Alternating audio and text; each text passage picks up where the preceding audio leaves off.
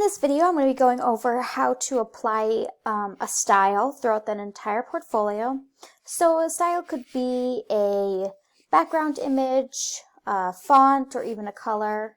So you're going to go ahead and click on the settings bar for the section. You're going to click on Customize Style. And if you already have all of your sections, which are all of these at the top, you apply to the existing ones. As you can see here, it has the image that I have, and it also has the color. So I'm going to go ahead and press Apply Style. And now when I go to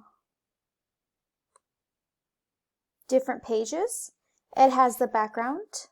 So instead of individually putting them on each page, you can translate all of that background into each of your pages. And that goes as well for font and color. And that's how you apply style throughout your entire portfolio.